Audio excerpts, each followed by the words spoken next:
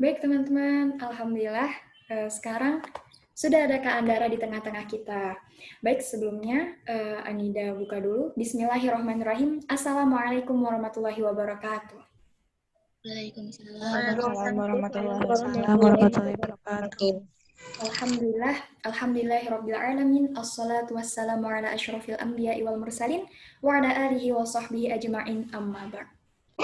Alhamdulillah teman-teman, puji syukur kehadirat Allah Subhanahu wa Ta'ala yang qadarullah alhamdulillah telah mempertemukan kita di seminar yang insya Allah bermanfaat dan berkah ini. Amin. Salawat beriring salam semoga selalu tersampaikan kepada Rasulullah Sallallahu Alaihi Wasallam. Sallallahu Alaihi Wasallam yang telah membawa kita dari zaman kegelapan menuju zaman yang Masya Allah penuh ilmu pengetahuan ini. Baik teman-teman, sebelumnya perkenalkan saya Putri Anida, founder dari Rana Pejuang, dan Alhamdulillah dengan bangganya hari ini kita bisa bersama-sama dengan narasumber hebat kita, yaitu Kak Andara Elmi Maureza. Dan mungkin di sini teman-teman, sebelum kita masuk ke acara seminar, mari kita buka seminar kita pada kesempatan kali ini dengan membaca basmalah. Bismillahirrahmanirrahim. Kemudian teman-teman di sini sebelum ke sesi Kak Andara, Anida mau memperkenalkan dulu nih Kak Andara Elmi Maureza. Teman-teman pasti udah banyak yang tahu ya Kak Andara ya. Anida udah pernah nonton Kak Andara di PPI TV nih di YouTube. Kemudian juga Kak Andara sering buat konten-konten puisi maupun sastra lainnya. Dan Kak Andara juga sebagai voice di Suara Harita ya Kak Andara, Masya Allah sekali. Karya Kak Andara sudah sangat banyak teman-teman, dan ini bisa menjadi pacuan buat kita untuk terus berkarya. Dan di sini teman-teman bisa kita lihat, Kak Andara telah menjadi award dari Turkiye Buslara atau YTB dari tahun 2017 sampai sekarang di jurusan jurnalistik di Sakarya University. Dan bisa teman-teman lihat sangat banyak organization experience-nya dan award list-nya Kak Andara. Wow, Masya Allah. Dan teman-teman juga bisa ketemu Kak Andara lewat Instagram, Twitter, maupun Facebook-nya. Di sini sudah tertera. Langsung di-follow ya teman-teman. Oke, langsung saja tanpa berlama-lama kepada Kak Andara. Waktu dan tempat kami persilahkan. Baik, suaranya jelas? Jelas, Kak. Ya, Kak. Oke deh. Bismillahirrahmanirrahim. Assalamualaikum warahmatullahi wabarakatuh. Waalaikumsalam warahmatullahi wabarakatuh. Sadari wa yassir li amri wa hlul 'uqdatam min lisani yafqahu qawli. Merhabalar, Arika Dashlar semuanya, apa kabar? Semoga selalu dalam keadaan sehat, penuh keberkahan, kebahagiaan. Senang rasanya ini untuk kesempatan kali ini dari Dik Anida, untuk dari teman-teman Ranah Pejuang juga. Terima kasih atas kesempatannya.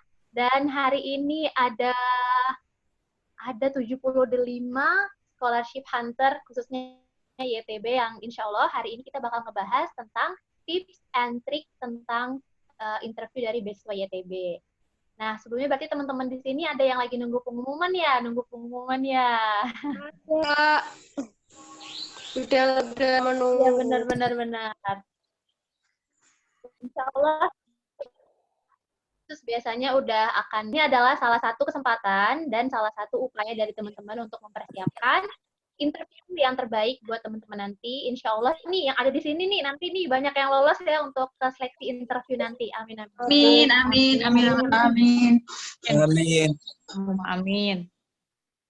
Baik, mungkin Anida bisa di-share untuk PowerPoint-nya.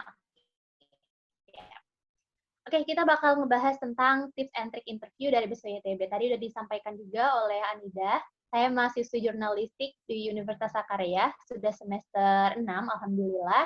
Dan hari ini sebenarnya saya ingin sharing tentang pengalaman saya bagaimana pada saat interview di tahun saya. Kemudian apa saja persiapan yang saya berikan, kemudian juga mungkin ya kurang lebih kayak tips gitu ya teman-teman. Dan nanti pokoknya teman-teman kita lebih banyak sharing aja, lebih banyak untuk tanya jawab dan sebagainya. Jadi kalau misalnya ada pertanyaan nanti bisa diajukan aja di kolom komentar ya Nida ya.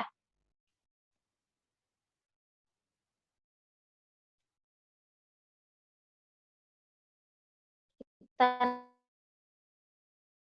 next ke slide pertama. Udah keluar belum ya? Halo. Nah, sebelumnya teman-teman berarti di sini udah ada yang pada tes beasiswa YTB ya, udah untuk melalui seleksi pendaftaran yang pertama. Jadi memang YTB itu dia tidak ada bisa dibilang untuk proses dari interview, kemudian untuk proses pengumuman dan tes tulis dan sebagainya itu mereka tidak ada timeline yang memang dikhususkan gitu. Nah, jadi memang hanya pada saat proses pendaftaran. Jadi memang kita pada tahun sebelumnya sampai dengan tahun ini pun tidak ada timeline khusus untuk beasiswa YTB yang dari awal banget sampai dengan di akhir. Oke, ini udah diganti belum ya? Atau suara saya yang hilang?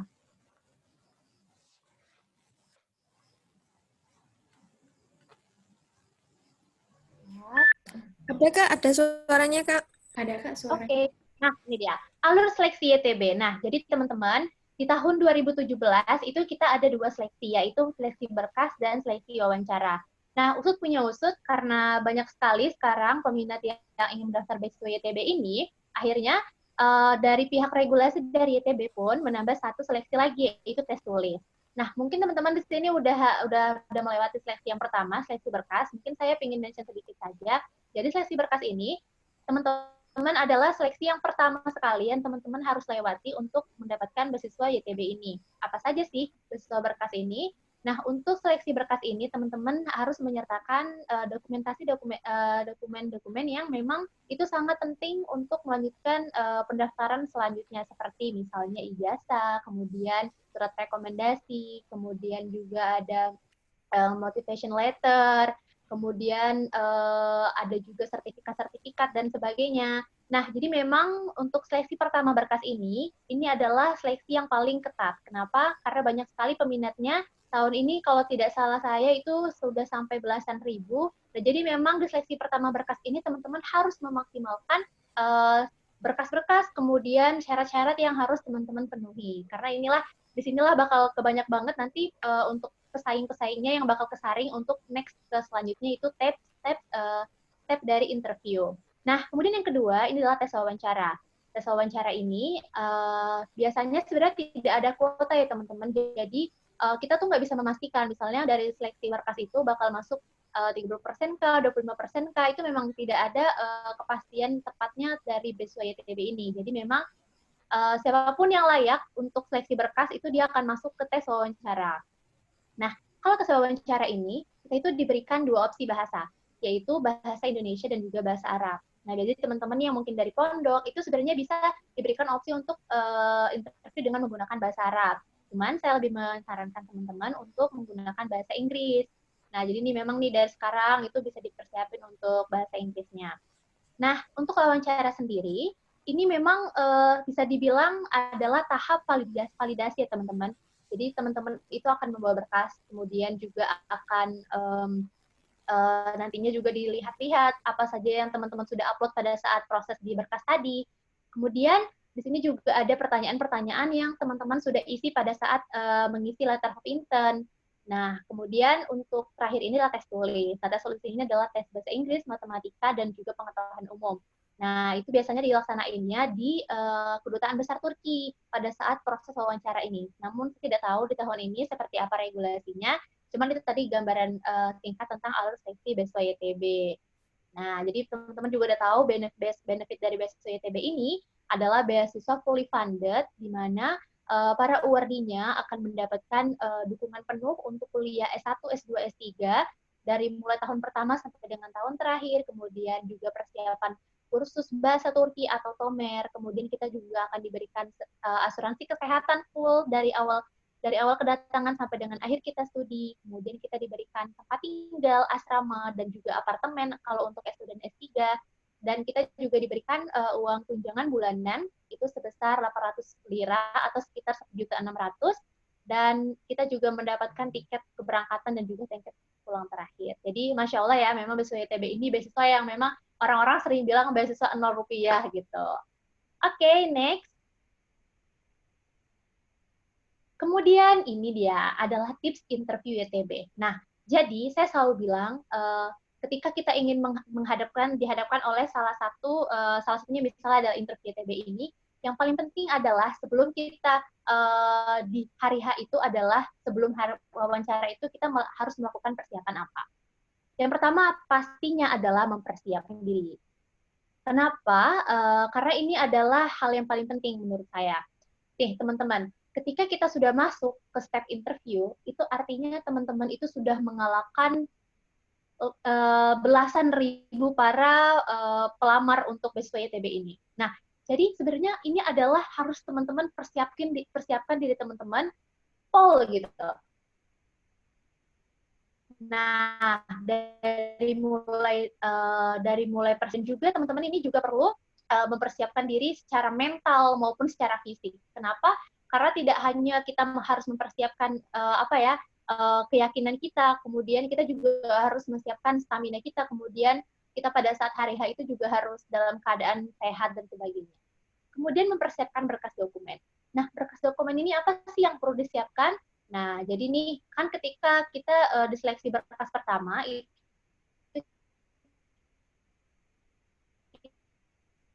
kita ada mengupload berkas-berkas kemudian nilai ijazah, motivation letter, kemudian surat rekomendasi, dan sebagainya. Nah, jadi pada saat proses interview ini kalau offline ya, pada saat offline, itu kita membawa berkas itu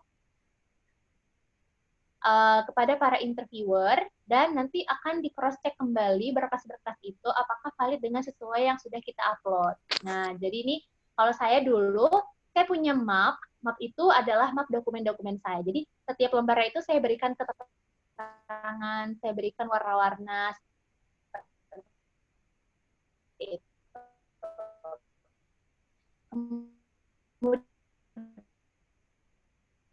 Suaranya putus-putus, Kak. Informasi sebanyak-banyaknya. Nah, ini juga penting sekali sebagai proses wawancara. Nah, salah satunya adalah teman-teman sudah mengikuti. Kak, mohon maaf, Kak, suaranya putus-putus. Nonton misalnya vlog-vlog dari teman-teman. Halo, putus-putus? Oke, bentar. Ya. Oh, sekarang udah jelas? Ya, Kak. Jelas, Kak. Oke. Jelas, Kak.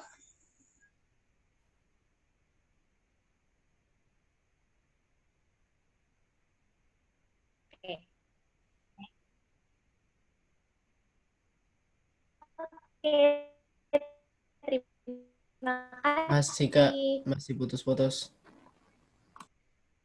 Kemudian mencari informasinya. Nah, pertanyaan pada saat itu matiin video. Semoga ini nggak putus ya.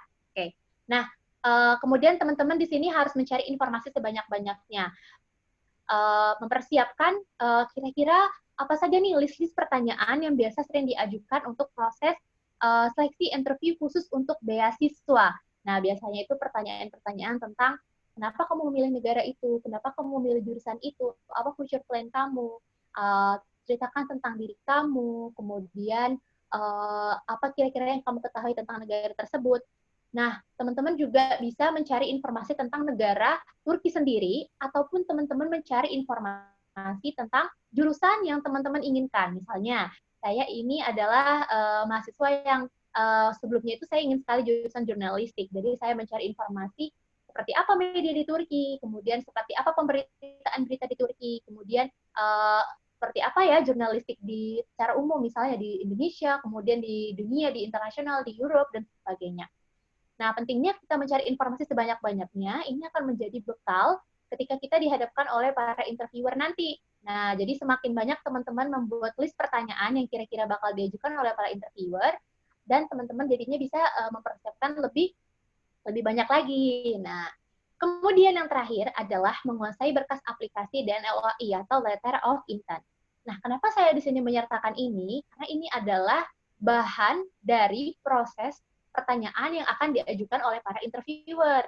Nah, biasanya pertanyaan-pertanyaan yang diajukan oleh interviewer atau yang akan mewawancara kita, itu adalah pertanyaan putar tentang berkas-berkas ataupun dokumen yang udah kita upload pada saat proses berkas. Contoh, misalnya, saya pada saat proses berkas, saya menyertakan di sana bahwa saya bisa menggunakan bahasa Jepang. Nah, pada saat interview, mereka tanya kepada saya, apakah kamu bisa bahasa Jepang? Coba kamu praktekin. Nah, gitu. Nah, dan berkas-berkas di aplikasi dokumen itu teman-teman harus menguasai. Jadi jangan sampai nih teman-teman udah upload. Terus teman-teman nggak ingat, teman-teman udah upload apa ya. Terus, oh iya, aku ada kasih deskripsi kayak gitu ya gitu. Nah, jadi memang mereka akan bertanya sesuai dengan berkas yang sudah kita ajukan. Begitupun dengan LOI.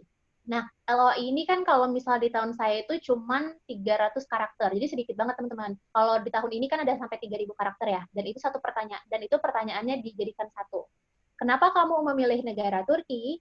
Apa yang kamu ketahui tentang jurusan kamu? Dan yang terakhir itu, kalau saya tidak salah, apa future plan kamu ketika kamu sudah selesai di negara Turki gitu. Nah, kalau kita dulu pertanyaan 3 itu dipecah. Nah, kalau ini dijadiin satu, kemudian kita rangkai deh. Nah, teman-teman ingat nih, kira-kira waktu teman-teman ngisi LOI kemarin, itu teman-teman ada ngisi apa ya? Karena itu adalah pertanyaan yang pasti bakal diajukan kembali pada saat proses interview.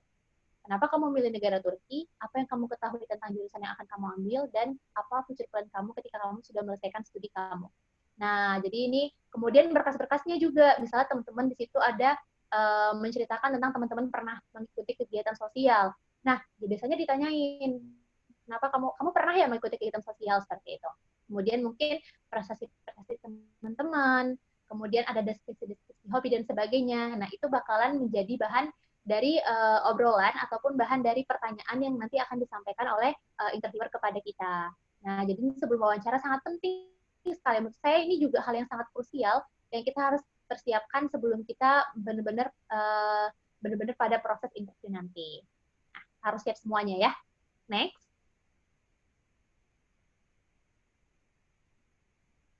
Nah, ini kemudian ini masih dengan di itu ya, di sebelum teman-teman, masih di sebelum interview. Jadi ini masih proses dari persiapan. Kemudian ya boleh turun lagi tadi ke slide keempat. Nah, ini tadi yang sempat saya mention adalah buatlah list dan jawaban pertanyaan. Nah, ini cerita. Jadi saya itu punya satu buku. Buku itu adalah buku persiapan-persiapan saya untuk mendaftar beasiswa-beasiswa. Jadi ini untuk informasi aja, saya itu selain memilih negara Turki, pada saat itu saya memang ingin melanjutkan kuliah ke luar negeri. Jadi saya udah apply beberapa negara. Nah, jadi memang pertanyaan-pertanyaan yang memang sering diajukan untuk beasiswa-beasiswa lainnya itu saya list. Saya punya satu buku, saya tulis pertanyaan-pertanyaan di sana. Misalnya tentang ceritakan diri kamu, apa kelemahan kamu, apa kelebihan kamu, apa yang kamu ketahui tentang, misalnya saya ingin menjadi jurnalis, apa yang kamu ketahui tentang dunia jurnalistik, terus apa future plan kamu, terus apa yang kamu ketahui tentang Turki, kemudian apa motivasi hidup kamu, dan sebagainya. Dan pertanyaan-pertanyaan itu saya buat jawabannya, dan saya berlatih dengan pertanyaan-pertanyaan itu. Kemudian saya latih juga bahasa Inggris saya, ini dengan berlatih wawancara dengan bahasa Inggris, karena kenapa? Ketika kita sudah terbiasa dengan pertanyaan-pertanyaan itu tentunya nanti teman-teman akan terbiasa dan akan membantu teman-teman ketika menjawab pertanyaan interviewer tadi. Nah, karena mama saya juga suka bahasa Inggris, jadi kita sering kayak sambil conversation, terus kita sambil mengajukan pertanyaan gitu. Nah, kalau teman-teman mau, bisa juga nih, misalnya sama temennya, latihan wawancara, atau mungkin teman-teman juga bisa, misalnya nih, teman-teman nge-record diri teman-teman sambil latihan wawancara gimana. Karena ini sangat membantu sekali untuk meningkatkan kepercayaan diri kita, dan tentunya semakin sering kita terbiasa dengan pertanyaan-pertanyaan yang sudah kita buat, kita jadi semakin bisa untuk menjawab pertanyaan nanti pada saat interview. Kenapa nih? Memang ya kadang kita suka deg-degan ya kalau misalnya lagi interview kan. Nah, yang tadinya udah kita siapin ternyata jadinya lupa dan sebagainya. Nah, apalagi kalau misalnya kita tidak ada persiapan sama sekali, Nah, itu lebih bahaya lagi. Kenapa? Karena takutnya kita malah nggak bisa menjawab pertanyaan dari interviewer itu. Nah, nah ini juga penting sekali teman-teman adalah menjaga kesehatan tubuh. Nah, ini kita adalah bisa dibilang kita lagi itulah ya, lagi perang-perangnya nih kalau misalnya kita lagi interview, karena ini adalah step terakhir yang akan kita lalui nih untuk mencapai beasiswa YTB ini. Jadi penting sekali teman-teman seminggu sebelum proses interview jaga kesehatan, jangan sampai tidur bergadang, kemudian mulai dari mulai stamina tubuh teman-teman, dari suara juga kan gak enak ya kalau misalnya kita lagi interview terus kita batuk-batuk atau mungkin kita lagi pilek dan sebagainya. Nah, maka ini adalah hal-hal yang kadang sering sekali luput sama kita, yang sering kita sepelekan, tapi ternyata ini sangat penting sekali. Nah, jadi saya pun pada saat proses itu, saya seminggu itu memang persiapannya itu selain persiapan untuk mental, kemudian persiapan untuk speaking dan sebagainya, juga penting sekali menjaga kesehatan tubuh. Nah, jadi ini teman-teman, apalagi ini kan sekarang kita sepertinya sih proses interviewnya adalah melalui internet ya seperti tahun lalu, melalui Zoom atau Skype saya lupa. Nah, tapi tetap penting teman-teman untuk menjaga kesehatan tubuh. Jadi kita fit dan kita fresh pada saat proses interview. Next. Nah, ini penting sekali. Ini adalah step ketika teman-teman dihadapkan ke dalam ruangan wawancara ya. Ataupun ini adalah case-nya misalnya ini adalah wawancara online. Saya akan memberikan tips and trick untuk wawancara offline maupun online. Yang pertama adalah datang tepat waktu. Kenapa? Datang tepat waktu ini ternyata menjadi sebuah penilaian plus sih kalau menurut saya.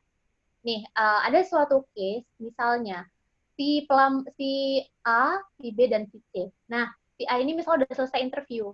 Ternyata untuk ketika dipanggil untuk list selanjutnya, si B belum datang, tapi si C udah datang gitu.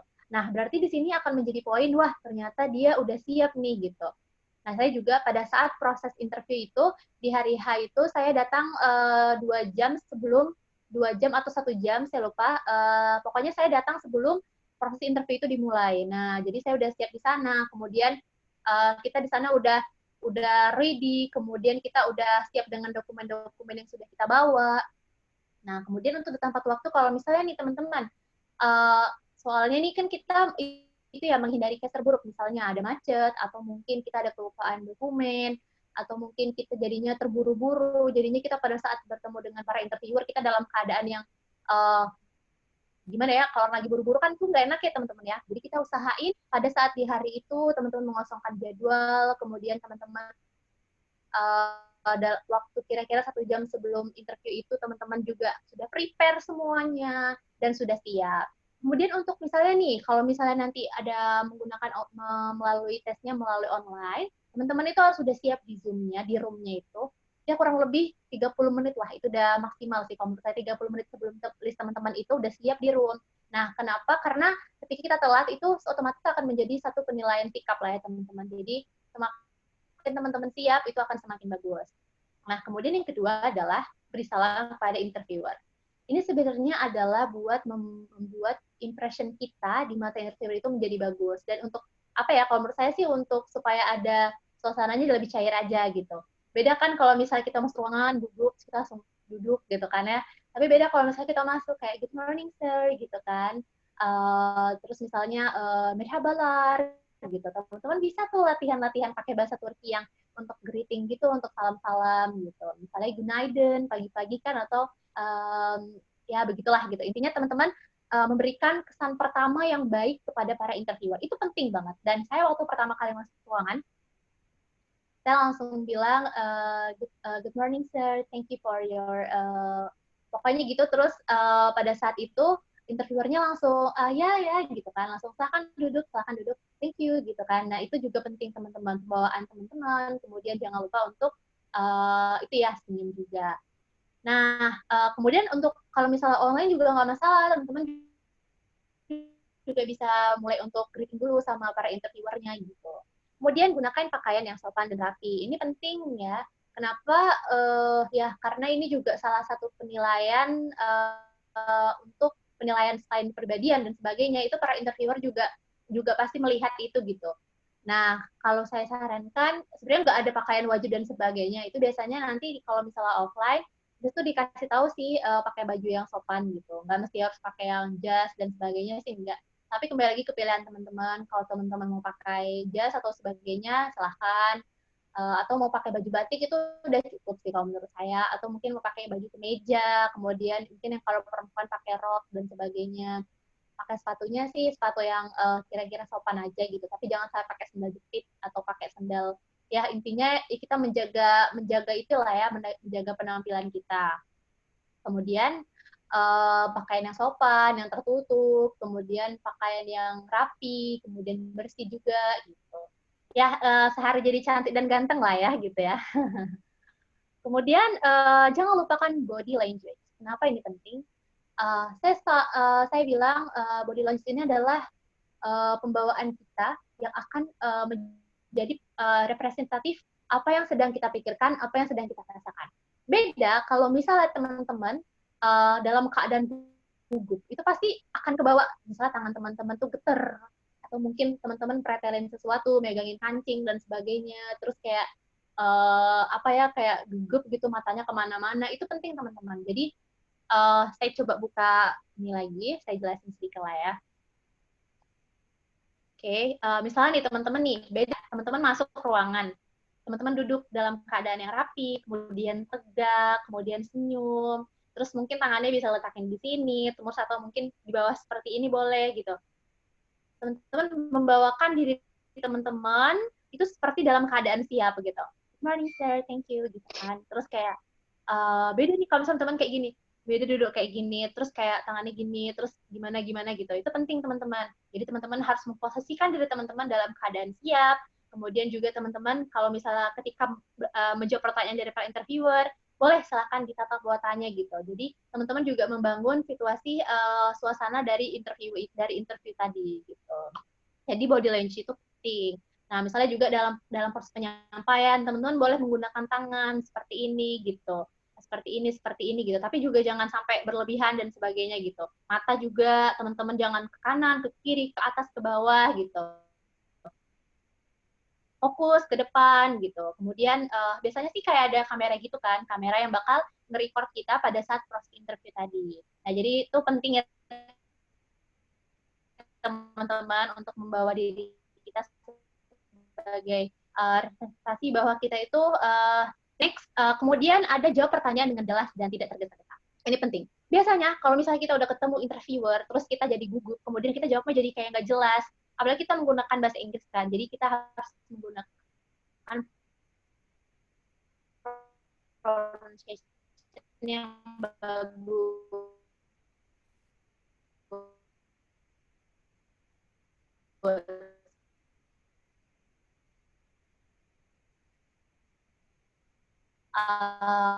Berarti tuh kalau misalnya ditanya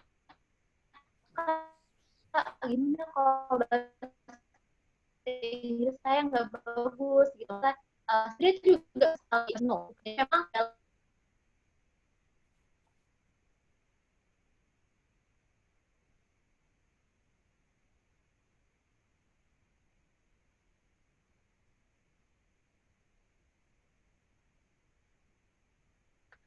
okay,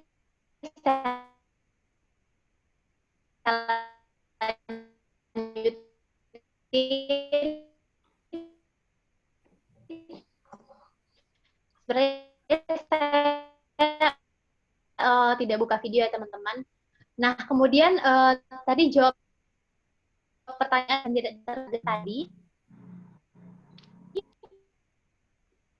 Juga teman-teman kalau tidak tahu, tidak tangkap, teman-teman bisa mengajukan kembali kepada interviewer gitu.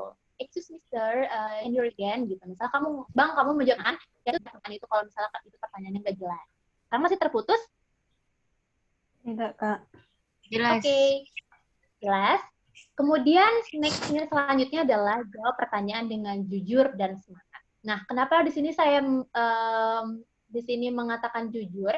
Kenapa? Karena itu adalah ini ibaratnya nih kita lagi ngobrol, terus teman-teman misalnya jawabnya itu tidak sesuai dengan fakta yang teman-teman lakukan, kemudian mungkin dengan kegiatan-kegiatan yang teman udah laksanakan, jadinya teman-teman itu nanti bakalan bingung gitu untuk next pertanyaan gitu.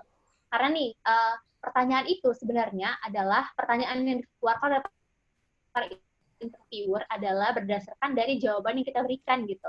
Misalnya saya bilang, oh iya saya ada membaca berita tentang Turki. Nah langsung ditanya, oh ya kamu baca berita dari media apa? Nah gitu. Terus saya nggak tahu, sebenarnya saya nggak baca berita Turki gitu, saya nggak tahu medianya apa. Terus saya bohong kan di sana. Nah jadi hindari pertanyaan-pertanyaan, hindari menjawab pertanyaan dengan teman-teman itu tidak berkata dengan yang tidak jujur gitu. Nah jadi memang sesuai saja misalnya kalau misalnya ditanya tentang apa ya intinya pertanyaan-pertanyaan yang memang itu harus teman-teman jawab, kalau bisa itu jawablah dengan jujur. Kalau teman-teman tidak bisa, jawab tidak bisa. Kalau misalnya tidak tahu, jawab dengan tidak tahu. Dan seringkali pertanyaan-pertanyaan yang pertanyaan-pertanyaan jebakan itu biasanya itu datang dari jawaban yang udah kita berikan gitu. Misalnya pada saat itu saya ingat banget teman saya, dia ada bicara tentang klub sepak bola yang ada di Turki. Nah, cuman akhirnya dia keliru gitu. Jadi kan mendapatkan kesan bahwa oh sepertinya dia tidak tahu gitu. Kemudian jawab juga dengan semangat. Kenapa? Karena kita harus semangat gitu. Jawab dengan yakin, jawab dengan percaya diri. Karena itu akan menjadi poin plus buat kita di mata para interviewer. Nah, kemudian pertanyaan-pertanyaan itu luar ekspektasi sih. Nah, seperti saya waktu itu saya pernah ditanya tentang apakah kamu tahu ya sistem pemerintahan di Turki dari apa ke apa gitu. Pada saat itu saya sempat jawab yang saya sempat pikirkan gitu, tapi alhamdulillahnya benar gitu. Nah, biasanya sih kayak ada pertanyaan-pertanyaan yang memang kadang nggak sesuai dengan ya seperti pertanyaan-pertanyaan pada interview dan teman harus siap untuk jawab itu. Kemudian ada berikan kesan kepada interviewer. Menurut saya penting ya memberikan kesan kepada para interviewer nih. Misalnya nih ada pada saat hari itu ada 60 yang akan diinterview. Nah, gimana caranya supaya para interviewer itu terkesan sama kita dan dia ingat sama kita gitu. Karena kita ada 60 orang, gimana dia bisa ingat sama kita gitu kan? Misalnya. Nah, pada saat itu saya membuat pop-up. Pop-up itu kalau teman-teman tahu itu kayak seperti buku cerita sih, kayak ya seperti itulah, kayak buku terus nanti ada yang timbul gitu. Nah, saya buat itu tentang future plan saya buat sendiri dari mereka. Saya memberikan kesan dengan pembawaan diri yang semangat, kemudian tersenyum, kemudian mengucapkan salam, kemudian mengucapkan terima kasih dan sebagainya. Itu memberikan kesan kepada para interviewer gitu. Jadi teman-teman pun gimana sih caranya bisa meyakinkan interviewer tapi kita juga memberikan impression yang bagus tentang diri kita untuk mereka gitu. Nah, biasanya juga macam-macam ya, teman-teman. Ada juga yang kemarin itu ada yang bawa buku-buku yang hasil dia tulis, sampai dia bawa puluhan bukunya. Kemudian ada juga yang nyanyi bahasa Turki. Kemudian pokoknya macam-macam. Ada juga yang minta foto sama para interviewer gitu kan ya. Jadi kembali lagi kepada teman-teman, gimana caranya membuat kesan yang baik kepada para interviewer. Kemudian ada jangan lupa untuk tersenyum. Nah, ini penting sekali, teman-teman. Jangan lupa untuk tersenyum gitu. Jadi jangan tegang-tegang banget gitu ya. Jangan gugup dan sebagainya. Karena dengan kita merilekskan diri kita pada saat jawab pertanyaan, kita pun jadi semakin jadi enak gitu, lancar gitu. Timbang kita gugup dan sebagainya, kemudian kita nggak senyum, para interview juga gitu. Jadi kita membuat suasana yang tegang gitu. Nah, beda nih kalau misalnya kita masuk ruangan, kita udah semangat, kita ceria, kita semangat, kita tersenyum. Para interviewer pun kayak yang exciting gitu, mau nanya ke kita gitu. Jadi pun kita ngejawabnya pun enjoy gitu. Itu penting gitu. Nah, kenapa tadi lagi saya bilang memberikan kesan yang baik dan juga gimana caranya kita bisa membuat vibes tentang interview itu menjadi lebih menarik dan berkesan gitu. Next.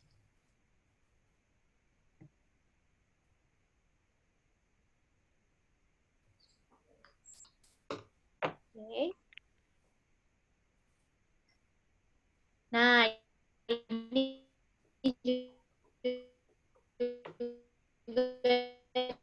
nih biasanya sering ditanya ya, kak apa sih kak biasanya pertanyaan yang sering diajukan sama para interviewer gitu terberkas aplikasi online. Jadi mereka akan bertanya pertama kali adalah pertanyaan-pertanyaan krusial, pertanyaan-pertanyaan penting tentang dari berkas kamu gitu. Misalnya kamu ceritakan tentang diri kamu. Pasti dia akan melihat dari hasil dari yang udah kita ceritakan di aplikasi kita tentang our identification gitu ya. Kemudian cerita tentang keluarga dan sebagainya. Kemudian mungkin tentang TOEFL kamu. Kemudian mungkin kegiatan-kegiatan kamu, kegiatan volunteering. Kemudian prestasi-prestasi yang pernah kamu capai, proyek-proyek kamu. Biasanya itu akan diajukan ketika mereka melihat aplikasi kayak gitu. Jadi jangan sampai teman-teman begitu udah upload nih terus dilupain tuh berkasnya apa aja yang udah diupload terus nggak diinget-inget lagi, nggak dipelajari lagi, tahu-tahu pas interview, oh itu kan tadi aku bilang di berkas ya gitu. Nah kenapa aku bilang kayak gini ya gitu. Jadi teman-teman ya seusaha mungkin teman-teman juga menguasai berkas yang teman-teman sudah upload tadi, sudah apply. Kemudian yang kedua adalah apa proyeksi hidup kamu ke depan. Jadi kayak lebih ke future plan lah ya. Terus kamu bisa menjelaskan tentang proyeksi kamu jangka dekat, jangka jauh, kemudian mungkin tentang proyeksi hidup kamu yang menjurus tentang jurusan kamu dan sebagainya. Itu penting sih teman-teman. Makin teman-teman itu bisa meyakinkan interviewer itu teman-teman yakin dengan jurusan teman-teman ambil itu mereka juga akan semakin yakin juga untuk memilih kita sebagai jadi UARDI. Kemudian, mengapa kamu memilih jurusan tersebut? Ini sebenarnya ada pertanyaan yang juga diajukan di LOI atau Letter of Intent. Nah, jadi mengapa kamu memilih jurusan tersebut? Jadi teman-teman bisa juga menceritakan mungkin latar belakang kenapa teman-teman memilih jurusan itu, apa harapan teman-teman tentang jurusan itu. Gitu. Nah, saya juga cerita waktu itu, saya adalah orang yang suka dengan sastra, saya suka menulis, saya suka bertemu dengan orang, dan jurnalistik itu seperti saya membuka semua panca indera saya, maka saya ingin menjadi seorang jurnalis. Nah, kemudian saya juga ingin menjadi jurnalis yang berimbang, saya ingin memberitakan tentang hubungan baik tentang Indonesia dan negara-negara lain, termasuk negara Turki salah satunya begitu. Nah, jadi teman-teman juga bisa sih mencari tentang informasi-informasi tentang jurusan teman-teman ambil, bisa tentang saya ambil misalnya mau ambil pertanian atau mungkin mengambil teknik di Turki, teman-teman udah search dulu nih kira-kira di Turki itu gimana sih gitu. Kemudian apa yang kamu ketahui tentang jurusan yang kamu pilih. Nah ini juga penting, misalnya kamu pengen jadi seorang apa ya misalnya seorang dokter gitu. Siapa dokter panutan kamu gitu, atau mungkin kamu ingin menjadi seorang penulis, siapa penulis kesukaan kamu gitu. Terus di Turki kamu kenapa milih jurnalistik gitu? Kenapa kamu milih pertambangan di Turki misalnya gitu? Nah kamu juga harus tahu tuh kenapa kamu milih negara Turki ya gitu. Sedangkan di negara lain bisa sebenarnya gitu. Nah kamu bisa memperkuat itu. Misalnya saya waktu itu kenapa saya memilih siapa yang ketemu tentang jurusan yang saya pilih? Saya bilang saya punya pengalaman di bidang jurnalis, fotografer, reporter dan sebagainya gitu. Kemudian apa kelebihan dan kelemahan kamu? Ini penting. Ini biasanya pertanyaan yang selain di proses interview beasiswa juga pertanyaan dari interview lain-lain ya teman-teman yang organisasi, interview kerja dan sebagainya. Untuk kelebihan, teman-teman tidak perlu meninggikan diri teman-teman. Cukup memberikan kelebihan-kelebihan yang memang itu apa ya, misalnya tentang skill atau mungkin tentang prestasi yang memang itu teman-teman apa ya? Putus, Kak. Halo? Putus? Sekarang udah jelas?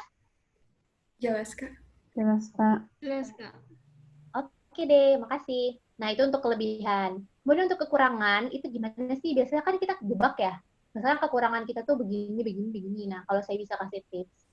Teman-teman, ketika menceritakan kekurangan teman-teman, itu adalah kekurangan-kekurangan yang itu bisa teman-teman perbaiki atau teman-teman bisa atasi. Misal, beda nih kalau teman-teman bilang kayak kekurangan saya adalah saya apa ya misalnya apa ya saya lupa bingung juga mau jawabnya. Nah misalnya gini saya pada saat itu bilang kekurangan saya adalah saya orangnya pelupa. Nah untuk mengatasi pelupa saya sekarang orangnya adalah orang yang sangat terstruktur. Saya membuat jadwal-jadwal, saya membuat catatan-catatan notes sehingga saya akhirnya bisa meminimalisir bagaimana memanage diri saya gitu. Atau mungkin saya tidak terlalu bisa menggunakan bahasa Inggris, tapi saya akan berusaha untuk belajar bahasa Inggris dengan mengikuti kursus-kursus. Nah, jadi teman-teman menceritakan kekurangan teman-teman plus dengan solusi gitu. Nih, nah gitu ya. Beda kalau misalnya kita bilang kayak kekurangan saya suka telat gitu.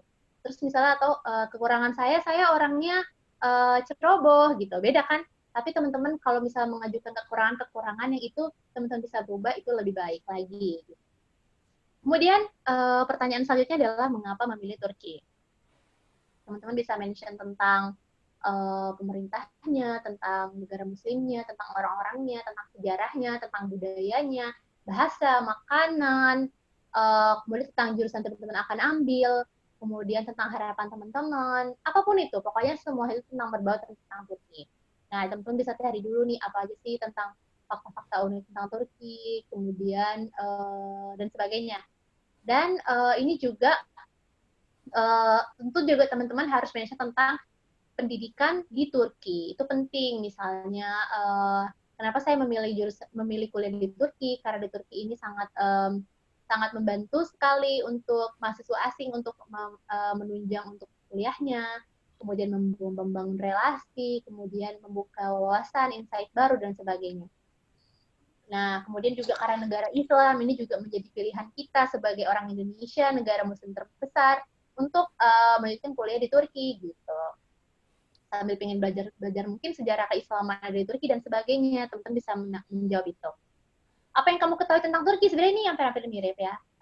Jadi teman-teman semakin banyak teman-teman itu tadi seperti saya bilang sebelum proses interview itu, semakin banyak teman-teman baca, semakin banyak teman-teman mencari informasi, mendengar dan sebagainya, itu akan semakin bagus untuk kawasan teman-teman untuk bisa menjawab pertanyaan-pertanyaan, terutama tentang Turki.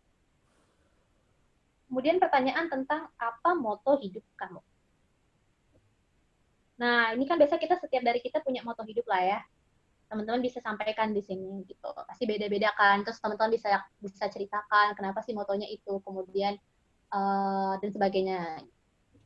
Siapa sosok yang menginspirasi kamu? Ini penting pertanyaan ini.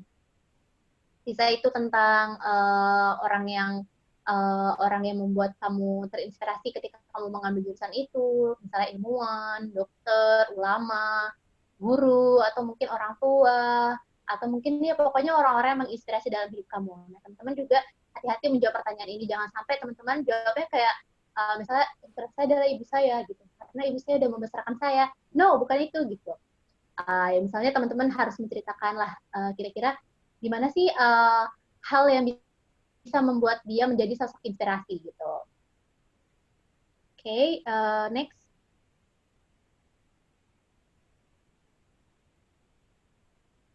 Oke, tadi itu mas pertanyaan-pertanyaan lainnya itu juga sebenarnya banyak ya teman-teman. Misalnya pertanyaan tentang kenapa kamu siap tinggal di Turki gitu. Apakah kamu mau belajar bahasa Turki gitu. Misalnya juga kamu ketika kamu pertanyaan-pertanyaan lainnya juga itu penting. Misalnya pertanyaan tentang keluarga kamu, terus tentang background dari misalnya tentang pekerjaan orang tua kamu, itu juga bisa jadi ditanyain gitu. Tapi pertanyaan-pertanyaan umum seperti itu tadi yang sudah saya sampaikan, teman-teman juga bisa cari lagi pertanyaan-pertanyaan yang biasanya sering diajukan pada proses interview. Semakin banyak teman-teman membuat pertanyaan, membuat jawabannya, berlatih juga akan semakin baik. Kemudian nih teman-teman, yang paling penting adalah duit. Apapun butuh duit, kapanpun butuh duit, di mana-mana butuh duit, ya nggak ya? Ini duit yang mana dulu nih ya? Duit cuan atau yang mana nih ya? Nah, jadi duit ini ada singkatannya. D itu doa, U itu usaha, I itu ikhlas, T itu tawakal. Nah, jadi komplit teman-teman. Doa. Kenapa doa itu penting? Karena itu memang mukjizat ya, keajaiban besar gitu ya. Ketika saya menjalani proses dari proses saya ingin mendaftarkan beasiswa untuk kuliah saya daftar ke Jepang, daftar ke Australia, ke Malaysia, ke Brunei, dan sebagainya. Saya nggak lolos di Jepang, kemudian saya dapat panggilan di beberapa negara, tapi itu biayanya juga masih mahal banget. Kemudian saya dipersulit, misalnya bukan dipersulit, tapi diuji gitu ya untuk proses berkasnya, nemuin ini, nemuin itu, transit ini, transit itu, kemudian pergi ke sana, pergi ke sini, ngurus paspor dan sebagainya. Jangan lupa untuk minta doa kepada orang tua kita, kepada guru-guru kita, kepada sahabat kita, saudara-saudara kita. Karena kita nggak tahu nih doa mana yang nantinya bakal dijabah, yang bakalan ngebantu urusan kita. Kemudian ya Allahu a'lam ya teman-teman, emang beasiswa ITB ini beasiswa ya kalau rezeki who knows gitu kan ya. Jadi jangan lupa untuk berdoa. Kita pun jangan lupa untuk berdoa, perbaiki niat kita untuk apa kita ke Turki. Bukan buat untuk senang-senang, bukan buat untuk jalan-jalan, tapi kita ingin mencari ilmu, untuk mencari ilmu. Minta doa terus untuk dipermudahin urusannya, diperkuat keyakinannya, dipermudah urusannya, kemudian dimaksimalkan untuk usahanya. Itu penting ya. Kenapa kadang kita tuh udah di step sekian, tapi kita ngerasa kayak, oh susah banget sih gitu. Aduh, saya banyak banget saingannya gitu. Tapi jangan luput bahwa doa itu penting, doa itu ajaib. Kemudian ada juga usaha. Usaha semaksimal mungkin. Jadi teman-teman ini udah, masya Allah ya, udah melewati seleksi berkas. Karena saya bilang yang paling berat itu adalah seleksi berkas. Kenapa? Yaitu memang diuji gitu. Apakah kita memaksimalkan semuanya? Kalau teman-teman itu udah tahu ya aplikasi berkas itu ada poin-poin yang memang ada wajib, ada nggak wajib, kemudian banyak minta inilah, deskripsi, kemudian ada upload ini, kemudian ngisi ini, ngisi itu. Sedangkan dalam waktu sebulan, teman-teman harus ada tryout, ada ujian, ada hal-hal yang lainnya dan sebagainya. Waktu teman-teman tuh tersita banyak dan sebagainya, itu memang ujian sih buat kita untuk persiapan itu di awal, karena memang berat ya teman-teman. Nah itu tadi teman-teman harus berusaha semaksimal mungkin. Begitupun nanti dalam proses interview teman-teman mempersiapkan yang terbaik gitu. Karena misalnya kita tuh dari teman-teman Wardi itu kita selalu bilang kayak, berarti ITB tuh nggak pernah ngasih kuota nggak sih berapa orang yang memang datang ke Turki. Lagi misalnya nih 60 orang yang dipanggil untuk interview itu 60 itu layak semuanya, lolos semuanya gitu. Jadi mereka tuh udah tahu gitu, udah melewati sesi berkas tuh berarti orang-orang itu udah bisa layak gitu. Jadi pas proses interview itu mereka cuma hanya ingin tahu ini orangnya siapa gitu, cocok nggak nih gitu. Jadi memang interview itu kayak bisa dibilang kamu tuh mendapatkan 85% kemungkinan untuk lolos gitu. Jadi udah deket banget. Jadi ini ibarat kita melangkah, kita udah jatuh, udah bangun, udah belok-belok, kemudian udah naik turun segala macam. Kita tinggal melangkah 3 langkah lagi untuk menuju pintu gerbang yang kita inginkan gitu ibarat. Jadi di interview ini teman-teman harus persiapin dari sekarang, persiapin bahasa Inggrisnya, persiapin untuk gimana cara menjawab pertanyaan-pertanyaan dan sebagainya, itu penting. Karena ini teman-teman harus maksimal gitu, jangan sampai pada saat proses interview teman-teman dalam keadaan mungkin ya wallahualam ya, mungkin dalam keadaan sakit, kemudian teman-teman tidak persiapan dan sebagainya, padahal kemungkinannya itu besar sekali. Jadi teman-teman harus usaha mempersiapkan gitu. Kemudian juga ikhlas. Nah, ini adalah bagian terpenting untuk apapun itu yang ingin kita capai, apapun yang ingin kita lakukan. Teman-teman harus yakinkan dalam diri teman-teman, yang harus ditanamkan adalah menuntut ilmu, salah satunya ke Turki itu adalah karena lillahi ta'ala. Jadi, apapun nanti keputusannya, apapun nanti hasil yang teman-teman terima, baik itu positif untuk lolos ataupun tidak, itu adalah yang terbaik yang teman-teman akan teman-teman dapatkan. Karena tahu lolos sedang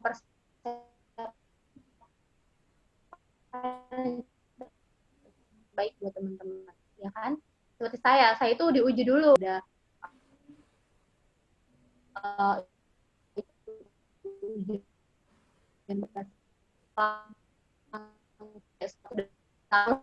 saya mau ke Jepang gitu ya, katanya yang nggak lolos gitu. Allah sedang mempersiapkan bahwa saya tetap tidak baik dihadapi kesulitan. Teman-teman harus ikhlas juga, kemudian jangan lupa untuk membantu orang, kemudian berserah gitu ya ibaratnya kelas. Kemudian ada tawakal. Nah, ini bagian terakhir, titik akhir. Udah ikhlas, teman-teman berserah kepada Allah, apapun hasilnya nanti itu adalah yang terbaik buat saya. Bisa sih teman-teman ini juga ini ya, kita sering cerita nih Wardi, apa sih sebenarnya itu yang apa sih, gimana sih waktu kamu nunggu itu, apa sih ibadah yang kamu lakuin, atau misalnya apa gitu. Jangan tinggal sunnah-sunnahnya, kemudian perbanyak ibadahnya, kemudian doa yang bener-bener saya tuh ingin banget gitu loh.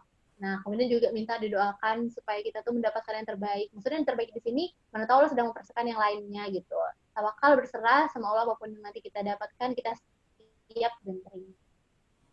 ini bukan hanya tentang beasiswa ya, tapi ini udah semacam fondasi ataupun pegangan lah untuk kita untuk selalu membawa duit dalam keadaan apapun, dalam kondisi apapun, kapanpun, dimanapun, melakukan apapun, duit jangan lupa gitu ya. Duit yang asli pun kita juga penting ya ternyata teman-teman. Duit yang ini juga penting gitu. Oke, next. Wah, kita sudah sampai di penghujung. Nah, teman-teman, mungkin itu tadi tentang tips and trick tentang beasiswa interview YTB.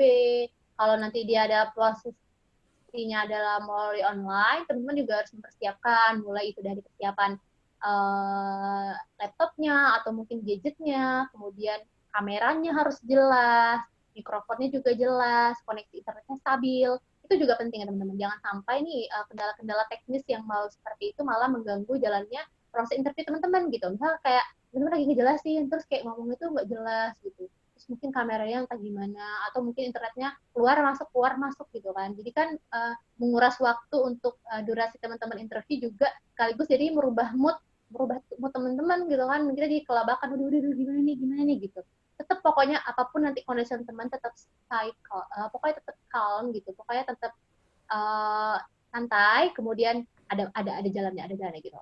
Terus teman-teman persiapin semuanya, apapun itu maupun offline ataupun online. Kalau misalnya offline berarti tiket keberangkatan juga harus dipersiapin dari sekarang, kemudian mau nginep di mana, kemudian estimasiin nanti datang ke sananya berapa jam, harus keluar dari tempat stay teman-teman itu ke tempat interview berapa lama dan sebagainya. Kemudian juga keep kontak sama teman-teman yang mungkin dia apply beasiswa YTB juga gitu. Kalau kita dulu kita buat grup pakai line nya dulu tuh masih zaman line gitu kan. Ada sekitar ratusan orang masuk ke sana. Terus nanti ada tuh yang heboh misalnya pengumuman gitu kan. Rupanya nggak ada gitu. Suka banget kayak gitu. Tapi terus sih jadi kayak deg-degan gitu. Misalnya kayak kalau di grup udah rame, kenapa dia rame gitu. Bisa sih kayak gitu. Terus jadi punya semangat aja gitu sih. Ya, tapi terserah itu kembali ke opsi teman-teman. Mungkin yang di sini mau bikin grup gitu kan. Terus nanti ada yang mau ngasih apa ya, misalnya kayak ayo siapa yang lolos gitu kan. Ayo gitu-gitulah untuk saling semangat aja sebenarnya. Dan saya mengatakan untuk menuntut ilmu itu nggak satu jalan, ada berbagai macam jalan, ada 1001 jalan. YTB ini mungkin adalah salah satu impian teman-teman, ini adalah juga impian kita, impian saya gitu. Nah, dan teman-teman nih untuk mencapai itu juga banyak banget ibaratnya untuk menuntut ilmu itu nggak satu jalan tadi yang saya sampaikan gitu. Jadi yakin dan percaya bahwa Allah itu akan membantu kita dalam setiap proses, akan membimbing kita, dan kembali lagi berserah. Semangat pokoknya teman-teman, insya Allah yang ada di sini semuanya nanti, semuanya nih, amin ya, semuanya bisa lolos interview gitu. Dan teman-teman akan memberikan yang terbaik, yang teman-teman akan kasih kepada teman-teman, untuk keluarga, dan juga untuk sahabat. Amin, amin ya rabbal alamin. Teman-teman semua. Amin. Ya Allah. Saya kembalikan ke Anida. Baik, mungkin Kak Andara kita sebelumnya terima kasih banyak nih kepada Kak Andara, benar-benar lengkap teman-teman, ilmu-ilmunya disertai bumbu-bumbu kehidupan yang emang benar-benar real sudah Kak Andara jalani, Masya Allah ya teman-teman, kita ikut ngerasain, juga mungkin kita akan mempersiapkan diri. Mungkin sebelumnya Kak Andara boleh senyum dulu karena ada sedikit sertifikat nih ceritanya. Mungkin ceritanya Kak Andara lagi menghadiri secara nyata, Masya Allah ya. Jadi kita benar-benar lagi ketemu nih teman-teman ceritanya sama Kak Andara jauh-jauh dari Turki demi memberi ilmu ke kita, Masya Allah. Kak Andara boleh nidam foto dulu ya. 1, 2, 3. Boleh, makasih banyak. Boleh senyum lagi Kak Andara? 1, 2, 3. Masya Allah. Baik Kak Andara, terima kasih banyak Kak Andara. Baik teman-teman, langsung aja ya kita lanjut ke sesi selanjutnya. Sesi selanjutnya sesi tanya jawab nih. Oh ternyata nih Kak Andara udah banyak banget teman-teman yang mempersiapkan pertanyaannya nih di kolom komentar. Tapi mungkin nih teman-teman, supaya interaksi kita lebih hidup dan lebih semangat lagi, mungkin Anida akan mempersilahkan dulu nih kepada teman-teman yang mau bertanya langsung ke Kak Andara. Kapan lagi nih kita langsung ngobrol sama Kak Andara? Kapan lagi kan? Boleh raise hand-nya atau mungkin boleh langsung unmute dirinya. Assalamualaikum, Kak. Waalaikumsalam. Nama saya Yusril, asal Palembang. Silahkan. Izin bertanya ya, Kak. Jadi, aku minta tips, Kak. Gimana cara menjawab pertanyaan? Pertanyaan ini, Kak. Pertanyaan, kenapa kami harus memilih Anda? Apakah Kak Andara itu kan ada tips untuk menjawab pertanyaan itu? Terus satu lagi, Kak. Aku kan alumni pondok. Nah, alumni pondok itu pastinya itu, Kak. Jadi, jurusan keagamaan. Tapi karena aku suka matematika, suka mat, jadi aku ngambil matematika di ITB. Nah, jadi ada kemungkinan aku ini ditanya, gini Kak, ditanya, kenapa kamu ambil matematika, padahal sebelumnya kamu ini mengambil jurusan keagamaan. Jadi aku butuh tipsnya, Kak, gitu kan, cara jawabnya gimana. Itu saja, Kak. Terima kasih. Sekolah Dream, Kak. Nice question. Dijadiin. Wah, ini keren nih pertanyaan dari Yusril. Oke, jadi pertanyaan pertama tadi itu pertanyaan tentang gimana kalau misalnya ada pertanyaan kenapa saya memilih Anda. Terus yang kedua, kenapa kamu memilih jurusan matematika sedangkan background kamu adalah jurusan keislaman atau keagamaan. Yang pertama, ketika kita ditanya tentang kenapa kamu kenapa saya memilih kamu gitu. Jadi kadang-kadang orang suka bilang karena saya begini, no gitu. Jadi teman-teman harus memberikan sudut pandang yang lain. Kenapa teman-teman itu layak diberikan? Yang pertama teman-teman harus menanyakan mungkin kelebihan, kemudian tentang cita-cita teman-teman, kemudian juga tentang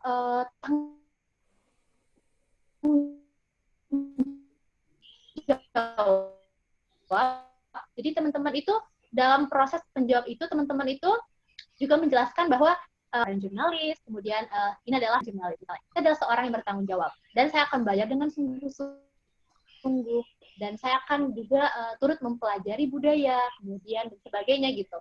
Dan kemudian teman-teman juga harus meyakinkan bahwa teman-teman itu layak gitu.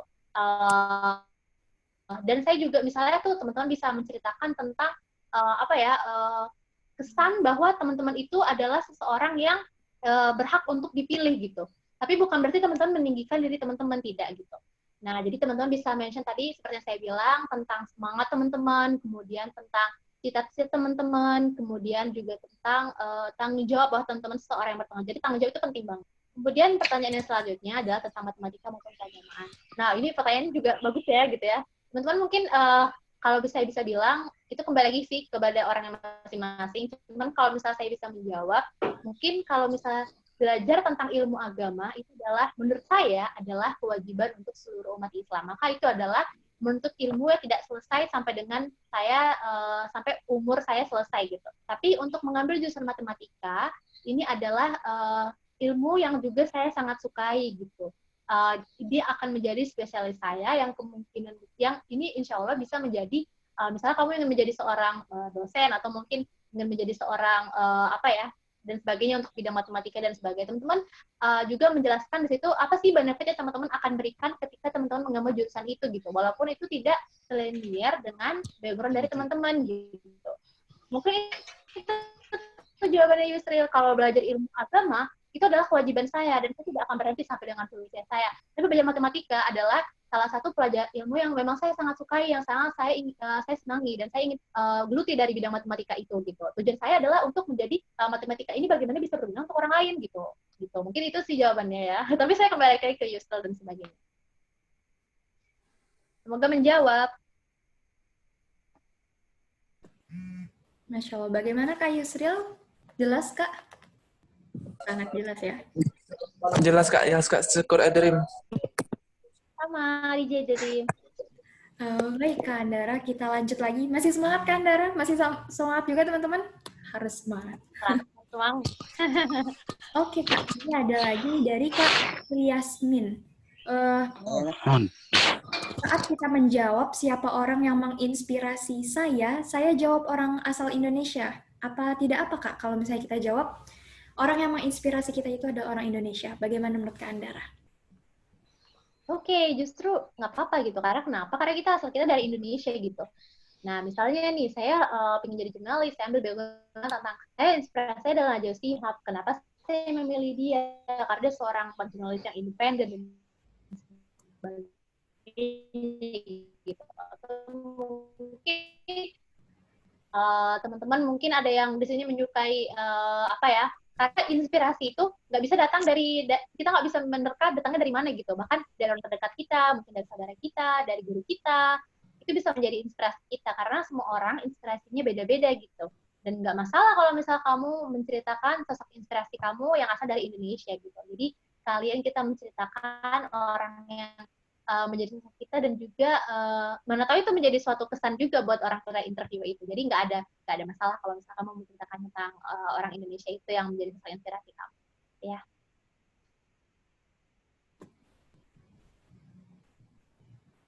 Baik, terima kasih banyak Kak Andara. Kemudian ada lagi nih Kak, dari Kak Margareta Aliyah. Kata Kak Margareta Aliyah kayak gini nih Kak, seandainya kita punya keterbatasan bahasa, mungkin kayak vocabulary yang minim, apakah akan menimbulkan kesan kurang baik dari interviewer kepada kita Kak? Enggak, itu sama sekali nggak masalah. Karena sebenarnya untuk informasi aja, kita tuh di Turki pun kita nggak jarang menggunakan bahasa Inggris. Kita memang 100% menggunakan bahasa Turki. Kayak saya pun 100% dari saya semester sampai dengan semester 8 nanti saya akan bidang studi saya itu menggunakan bahasa Turki semua. Jadi memang sebenarnya bahasa Inggris pun di Turki itu jarang kita gunakan gitu. Jadi sebenarnya tuh kita nggak mesti expert banget bahasa Inggrisnya, enggak gitu.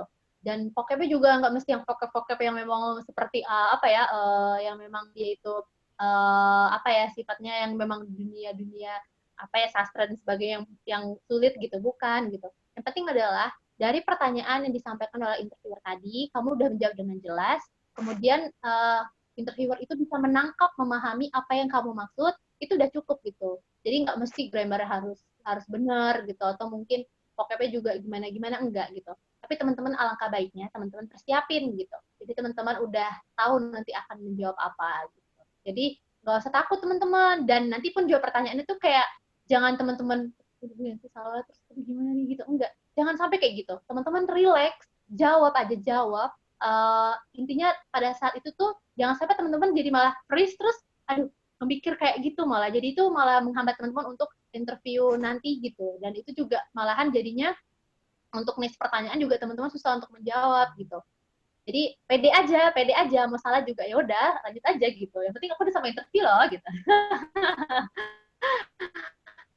Jadi jangan takut teman-teman. Oke, jangan lupa untuk selalu berlatih juga. Masya Allah.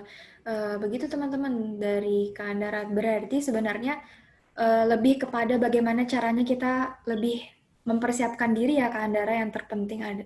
Yang terpenting. Yap. Oke Kak Andara, kita lanjut lagi nih. Mungkin teman-teman ada yang mau ngobrol lagi nih secara langsung ke Kak Andara sebelum Anida lanjut ke pertanyaan selanjutnya. Saya bisa. Boleh langsung saja Kak. Bismillah.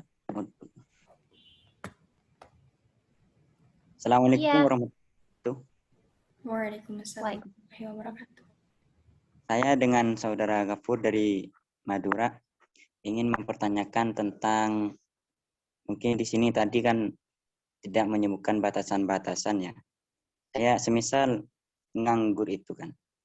Di sini apakah dari pihak GTB apakah masih menggunakan batasan-batasan, semisal udah nganggur berapa tahun, mulai dari umur, apakah itu dibatasi?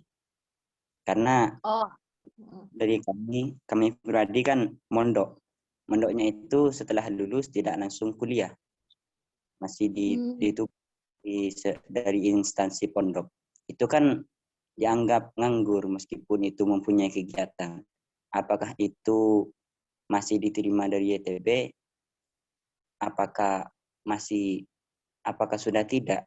Karena di sini tadi kan batasan tidak dilingkupkan, tidak dipermasalahkan. Mungkin hanya itu dari kami. Oke.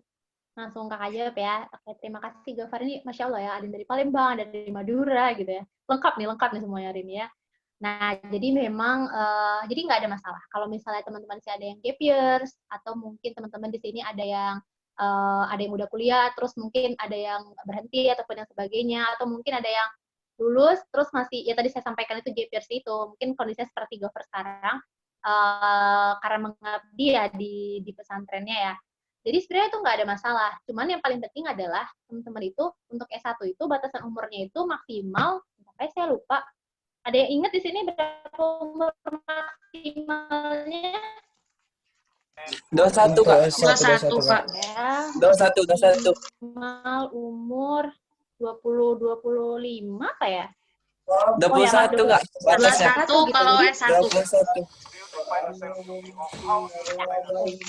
satu untuk S1, terima kasih jawabannya. Nah, jadi memang lebih selama kita pada saat mendaftar untuk beasiswa S1 itu umur kita masih 21 tahun, itu nggak ada masalah. Mereka nggak akan nanyakin background kita ngapain aja dalam tahun itu atau sebagainya gitu. Kan nggak mesti harus fresh graduate untuk langsung daftar apply ini juga enggak gitu. Bahkan ada juga teman saya yang dia itu misalnya dia udah setahun ya seperti Gofur, dia lulus terus dia daftar SBM belum keterima, dia gap year setahun, dia coba beasiswa ITB terus udah lolos gitu. Oke gitu, nggak ada masalah gitu. Dan mungkin nanti kalau misalnya ditanya dalam setahun itu kamu tidak kuliah, apa yang kamu lakukan? Misalnya ada pertanyaan seperti itu, kamu bisa menceritakan ketika saya mengabdi di pondok saya mengajar, kemudian saya langsung praktek dengan para santri yang ada di sana. Saya mengambil pelajaran selama 1 tahun itu tentang bagaimana sih menjadi pribadi yang gimana gitu. Justru kamu malahan menceritakan pesan yang kamu dapatkan selama setahun itu dengan proses yang lain gitu. Jadi nggak mesti saya gitu-gitu lah ibaratnya gitu. Jadi kamu bisa membawa menceritakan dari apa yang kamu lakukan selama setahun itu gitu. Dan kalau ditanya ada batasan atau enggak, apakah nanti bermasalah atau enggak, itu enggak gitu. Selama umur kamu masih 21 tahun pada saat kamu mendapatkan beasiswa ITB itu untuk S1. Ya, mungkin dari Gimana informasi. jawabannya? Ya. Tasakur Allah. Syukron katsir. Jazakumullah. Terima kasih sama-sama. Masya Allah. Baik, Kak Andara, boleh nih ya? Masih boleh nih, Kak. Ternyata banyak sekali. Nggak apa-apa. Oh, nggak apa-apa, teman-teman. Kalau ini udah teman-teman kan itu ya udah malam nungguin, nggak apa-apa gitu. Kita lanjut lagi ya teman-teman. Ini mungkin ada beberapa pertanyaan yang mungkin memang sangat penting nih teman-teman. Jadi untuk teman-teman semua yang masih semangat di sini dan memang wajib semangat di sini, bisa disimak ya teman-teman. Soalnya ini juga satu pertanyaan itu buat kita semua. Nah, di sini ada dari Kak Sarah Fazalia.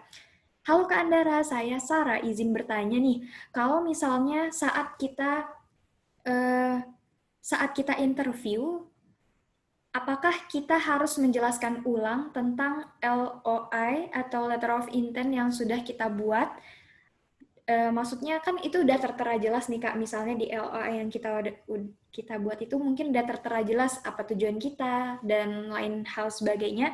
Nah, apakah nantinya kita itu harus menjelaskan yang benar-benar sesuai dengan LOI atau nanti saat interview kita boleh menambah hal lain gitu Kak?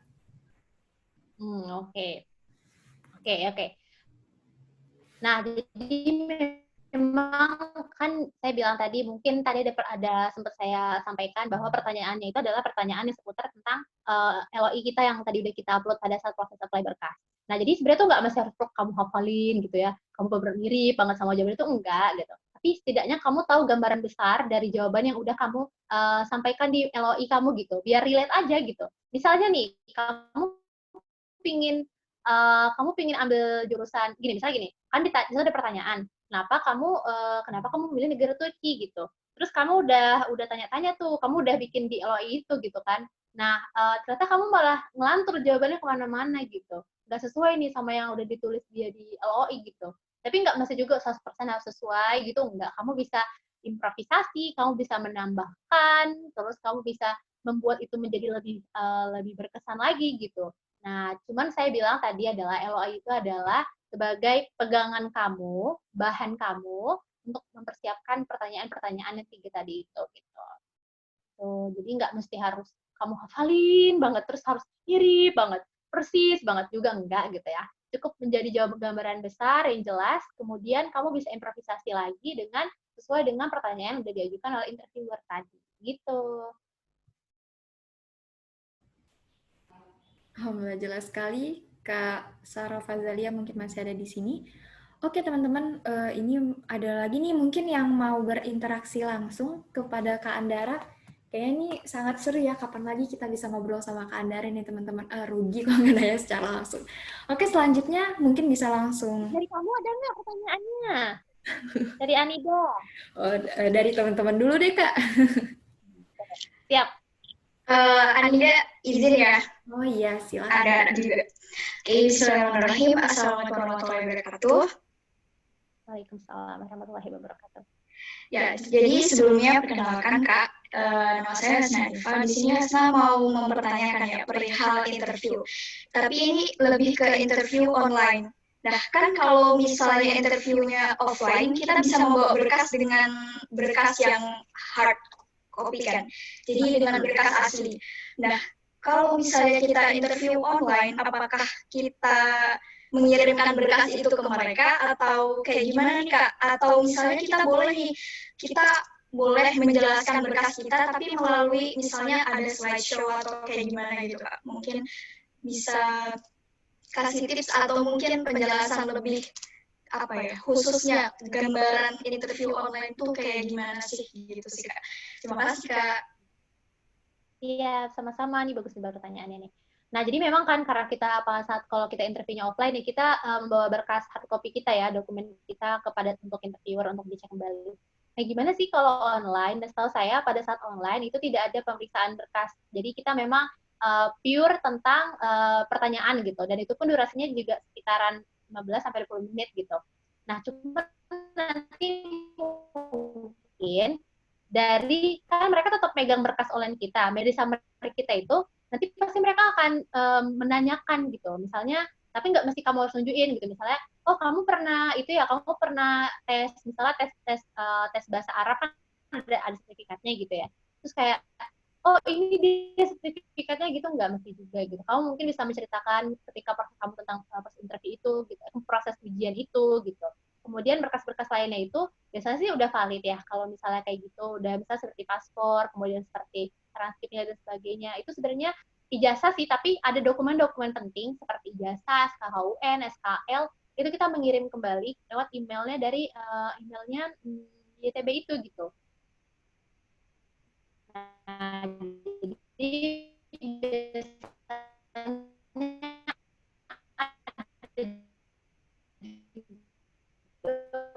mereka minta soft file kita interview online itu kita atau kita bikin share screen kemudian kita kasih ini nih gitu atau gimana kita apa gitu nggak perlu gitu, tapi untuk in case aja gitu ya, siapa tahu ya kan kita nggak tahu ya, kadang interview itu kan suka beda-beda ya, siapin aja berkas kamu di samping kamu gitu, in case kalau misalnya ditanya kamu udah siap gitu, kamu bisa dia minta nunjukin kamu udah tunjukin gitu.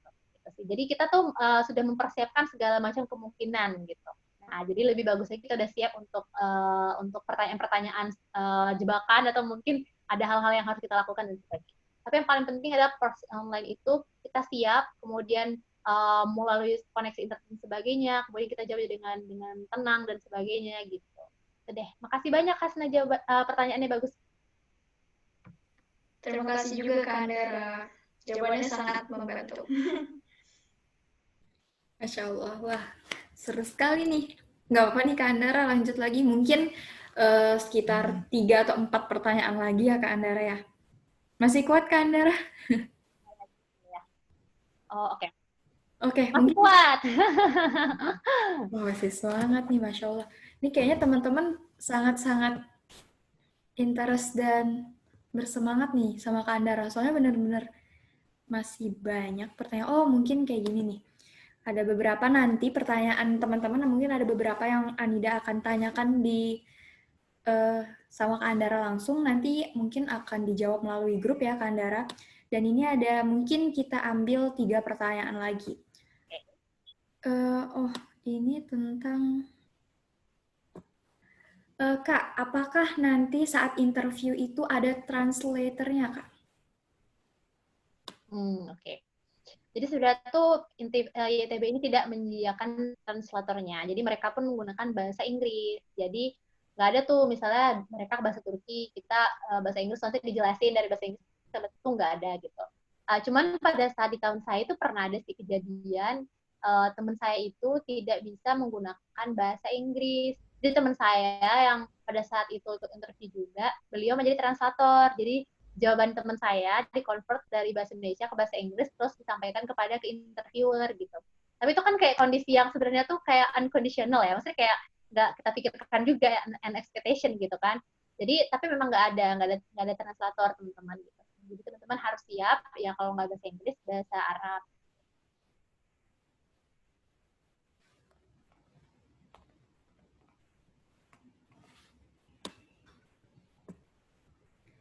Baik, lanjut lagi. Boleh kan, Dara? Boleh. Langsung Ada aja. lagi kan? Oh, oke. Ini ada mungkin dari teman yang akan daftar di tahun depan. Aku mau nanya sedikit nih, Kak. Untuk pemilihan univ itu gimana ya? Apakah univ itu dari kita, kayak request, atau univ itu ditentukan langsung oleh pihak YTB-nya, Kak? Oke. Jadi sebenarnya ada dua kondisi. Itu pada saat nanti teman-teman mengisi berkas, itu di step akhir sebelum teman-teman apply, itu ada nanti kita pilihan universitas preference. Jadi ada pilihan 12 pilihan, teman-teman di situ bisa milih 12 universitas, 12 jurusan. Nah, kemudian 6-nya di kota besar seperti Istanbul, Ankara, Izmir, kemudian 6 lagi di kota selain 3 itu.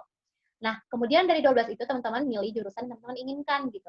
Biasanya di pilihan pertama yang teman-teman pilih itu adalah pilihan prioritas pertama yang kita sangat inginkan. Misalnya, pilihan pertama saya adalah Istanbul University, jurusan journalism. Nah, itu pilihan pertama saya. Itu maka yang akan jadi pertimbangan pertama untuk para interviewer menempatkan kita di universitas apa. Kemudian nanti misalnya pilihan keduanya saya pilih jurnalis, ketiga jurnalis, keempat jurnalis, kelima misalnya radio, TV, film, keenam radio, TV, film. Terus nanti ketujuh saya pilih ekonomi, itu oke gitu. Jadi bisa campur aduk gitu. Tapi alangkah baiknya kalau misalnya itu linear. Misalnya jangan pula teman-teman pilih dokter terus tiba-tiba pilih yang lain, pilih apa gitu kan ya, kayak nggak nyambung gitu ya. Jadi teman-teman dari situ mereka udah bisa menilai gitu. Oh berarti teman. Jadi yang pilihan jadi ada satu kondisi pertama kita sudah disediakan opsi untuk pilihan universitas yang kita inginkan. Nanti mereka akan seratu apa ya bahasa Indonesia-nya, menyusun gitu lah ya. Misalnya, oh di anak pertama ternyata masih artinya nilainya masih kurang, turun tuh ke yang kedua. Oh yang kedua ini ternyata nilainya masih belum cukup nih gitu, turunlah yang ketiga gitu. Nah loloslah dia di universitas yang pilihan ketiga gitu. Atau mungkin ada juga, oh di universitas pertama ini jurusan dia udah penuh kotanya gitu sama orang Turki misalnya. Oh coba nih yang ke universitas yang kedua gitu. Jadi ada kondisi-kondisi itu yang itu adalah mereka yang menetapkan dari pilihan kita. Nah, terus ada lagi kondisi yang kedua. Kita udah pilih nih semuanya, tapi ternyata kita lolosnya itu dari universitas yang nggak kita pilih gitu. Ada juga gitu. Jadi teman saya tuh dia tiba-tiba keluar universitas yang dia nggak pilih sama sekali gitu. Nah, berarti kita tuh sebenarnya layak menjadi beasiswa ITB, cuman universitasnya mungkin tidak ada kuotanya gitu. Jadi mereka tetap berusaha untuk mencarikan universitas gitu. Tapi kita nanti diberikan pada saat kamu mengisi berkas nanti ada poin dan option, kamu akan memilih universitas yang kamu inginkan dan jurusan yang kamu inginkan. Begitu. Kak, mau nanya, Kak.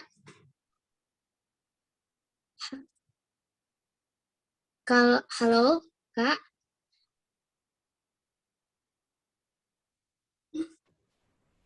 Ya, Kak, langsung aja ke Sofia Novria. Iya Kak, jadi kan kalau misalnya nih Kak, aku pengen ngambil jurusan kedokteran. Untuk katanya kan Kak, kalau dengar-dengar cerita nih, untuk pengambilan kedokteran itu minim banget orang Indonesia diterima, katanya seperti itu. Kalau yang saya dengar-dengar nih kan. Jadi pilihan univnya yang bagusnya seperti apa ya Kak? Apakah kita pilih univ yang di kota kecil saja nih untuk memungkinkan kita masuk atau gimana ya Kak itu? Cara pengambilan univnya gitu. Oke. Sebenarnya tuh saya nggak bisa menjawab dengan pasti, cuman saya mungkin bisa menjelaskan tentang ya dari cerita pengalaman dari warga yang lain. Jadi memang setiap tahun itu nggak banyak dari jurusan kedokteran. Karena memang persyaratannya juga susah, karena transkrip nilai rapornya itu harus minimal 90 gitu ya. Jadi kalau nggak 90 ya jangan sampai kamu ambil jurusan kedokteran gitu, sama aja kamu membuang kesempatan kamu untuk dapat jurusan yang lain gitu. Nah, yang pertama tuh pasti adalah persyaratan yang memang mutlak itu adalah rapor kamu, transkrip kamu itu minimal 90. Nah, itu pertama. Terus kalau untuk pilihan universitas, apakah kalau misalnya nih kayak kita di Indo ya, misalnya kita pilih yang berjas kuning gitu ya. Ah, itu susah kali lah kayaknya ya. Kita pilih yang di daerah kita aja lah kalau kedokteran lolos lah gitu ya. Sebenarnya nggak ada sih harus begitu gitu. Sebenarnya kalau kamu udah pilih dari kan kamu misalnya kamu pilih kedokteran, kamu bisa milih tuh kedokteran tuh 12 itu kamu isi semua kedokteran. Terus universitasnya kamu rutin aja dari yang paling kamu pingin, biarpun itu universitasnya memang bergengsi banget di Turki, it's okay gitu. Terus barulah kamu serah universitas. Tapi kamu juga bisa misalnya menyisipkan universitas yang memang dia itu kemungkinannya besar kamu lolos gitu. Misalnya di kota Konya, di kota saya, kota Sakarya, kemudian di kota Kayseri dan sebagainya gitu. Jadi kita siapa tahu nih kan kita ternyata sebenarnya layak dan cocok untuk masuk ke universitas yang memang unggulan gitu. Nah, tapi ternyata kalau misalnya kita nggak nilainya nggak cukup, tapi kita udah punya pilihan lain di universitas lain gitu. Siapa tahu nih, mana tahu masya Allah, alhamdulillah, insya Allah ya gitu ya, kita lolos ternyata di universitas yang memang dia bagus universitasnya, cuman mungkin bukan universitas yang kita inginkan, tapi it's okay gitu. Jurusannya tetap jurusan kedokteran. Kayak gitu, Sofia. Oke Kak, terima kasih ya Kak atas jawabannya. Siap, sama-sama. Baik, alhamdulillahirobbilalamin. Oke, ini adalah pertanyaan terakhir ya teman-teman. Saya dapati dari ini mungkin. Oke, begini Kak, mungkin saat interview nanti, apakah nanti bakal ada pertanyaan random Kak? Mungkin kayak pertanyaan yang tidak kita duga seperti kayak daily life atau begitu, Pandara?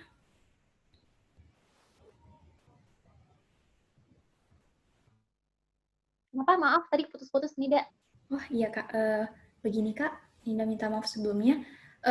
Ada yang bertanya nih Kak, apakah nanti saat interview itu dari mungkin pengalaman Kak Andara dan teman-teman URD yang lain, apakah bakal ada pertanyaan random yang mungkin kayak tidak kita duga gitu? Dan mungkin Kak Andara boleh mencontohkan pertanyaan random itu seperti apa sih gitu, jika ada. Oke. Iya, ya, benar-benar. Biasanya ada sih, Dek. Kadang tuh kita pertanyaan itu yang kayak, apa nih gitu, kalau kita nggak tahu gitu, dan kayak kita nggak ekspektasi gitu. Nah, biasanya pertanyaannya misalnya kayak, misalnya saya ingat banget tuh ada teman saya ditanya, kamu pengen ambil jurusan ini iya gitu. Kamu suka mesin apa gitu? Mesin pembajak sawah apa gitu? Ayo lah. Kalau kamu kan kita bingung ya nama mesin pembajak sawah apa gitu ya. Nah, tapi tuh kadang itu bisa jadi pertanyaan gitu. Kayak saya waktu itu, saya ditanya, kamu tahu nggak negara Turki itu dulu negara apa terus jadi negara apa? Wah, gimana ya jawabnya gitu kan? Misalnya kayak gitulah pertanyaan-pertanyaan yang sebenarnya nggak relate sama dengan jurusan kita, nggak relate sama tentang diri kita dan sebagainya gitu. Dan mungkin juga pertanyaan yang kayak makanan-makanan kesukaan kayak gitu tuh, kamu suka makan apa gitu?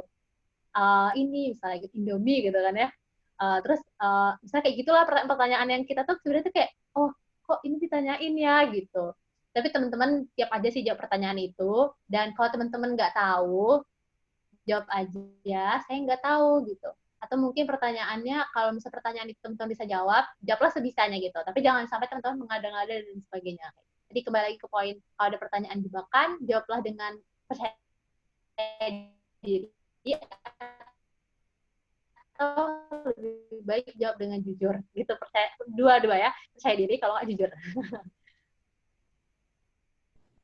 Masya Allah, berarti tadi kita ulangin lagi nih teman-teman, kalau misalnya nanti ke depannya qadarullahnya Allah takdirkan kita buat interview dan ternyata ada pertanyaan yang tidak terduga, oke, berarti kita harus jawab dengan percaya diri dan jujur. Amin ya Allah. Yang penting mungkin kayak kontak mata juga penting ya Kak, dan mungkin body language. Oke, siap teman-teman. Dan sebelumnya Nida mohon maaf ya teman-teman karena ini sudah sangat, Masya Allah, Kak Andara juga udah jawab sangat banyak pertanyaan, juga penjelasan dari Kak Andara sudah sangat banyak ke kita hari ini. Mungkin bagi teman-teman yang masih punya pertanyaan, dan mungkin ada beberapa dari teman-teman yang belum terjawab pertanyaannya, boleh nanti akan kita buat tabel di grup, dan teman-teman bisa ajukan pertanyaannya, nanti insya Allah akan Kak Andara jawab. Oke, teman-teman semuanya, kita berterima kasih yang sebesar-besarnya kepada Kak Andara, dan mungkin nih teman-teman, kenang-kenangan kita nih sama Kak Andara, mungkin teman-teman boleh open cam dulu, boleh dibuka dulu kameranya teman-teman, kita foto, kita abadikan perjuangan kita hari ini. Nanti siapa tahu kita ketemu Kak Andara di Turki, bisa kita lihatkan nih Kak Andara, kita pernah ketemu. Amin, amin. Boleh open cam dulu teman-teman semuanya. Masih saya tunggu nih. Yuks. Kak Andara. Oke, saya akan foto. Ada berapa slide ini? Ada 3 slide, Masya Allah. Jadi ini slide 1. Boleh senyum semuanya. 1, 2, 3. Maaf, belum. 1, 2, 3.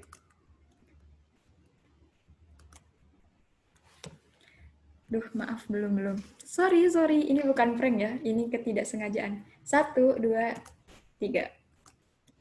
Slide 2, lanjut. Tetap senyum, teman-teman. 1, 2, 3. Dan slide terakhir. 1, 2, 3. Oke. Alhamdulillahirrabbilalamin. Dan teman-teman semuanya, terima kasih banyak. Ya Allah, yang masih bertahan sampai sekarang. Udah lebih dari 20 orang nih yang live nih. Tapi ada 60 orang yang masih bertahan Kak Andara sampai akhir. Masya Allah. Semoga jadi keberkahan kita, teman-teman, perjuangan kita hari ini. Wah, pematerinya semangat, moderatornya semangat, pesertanya juga harus lebih semangat, teman-teman. Kita niatin semoga seminar hari ini membawa keberkahan dalam kehidupan kita. Dan seminar ini insya Allah adalah saksi, ya Allah, bahwa kita lagi sama-sama berjuang nih teman-teman, Scholarship Hunter. Semoga suatu saat kita bisa bertemu Kak Andara di negeri Turki Utsmani yang Masya Allah. Dan sekali lagi Kak Andara, kami ucapkan terima kasih banyak Kak Andara atas ilmunya, waktunya, kesempatannya. Semoga Allah berkahi kita semua. Dan teman-teman semuanya, Amin. Amin ya Rabbal Alamin. Mari kita tutup seminar kita pada hari ini dengan membaca hamdalah. Alhamdulillahirabbil alamin. Subhanakallahumma wa bihamdika asyhadu an la ilaha illa anta astaghfiruka wa atubu ilaik. Alhamdulillah Kak Andara. Makasih Kak Andara. Good night. Terima kasih Kak. Terima kasih Kak. Izinnya Kak. Assalamualaikum. Amin. Assalamualaikum warahmatullahi wabarakatuh. Semangat selalu. Semoga bisa nyusul ke Andara. Amin. Semangat. Bismillah. Terima kasih Kak Andara, Kak Anida. Kak, diberi kesehatan selalu. Dursyurus. Dah. Dadah Kak Nida, dadah Kak Andara. Dah Kak Andara. Dah teman semuanya. Bye. Kak Anida, ada yang lagi ya. Terima kasih.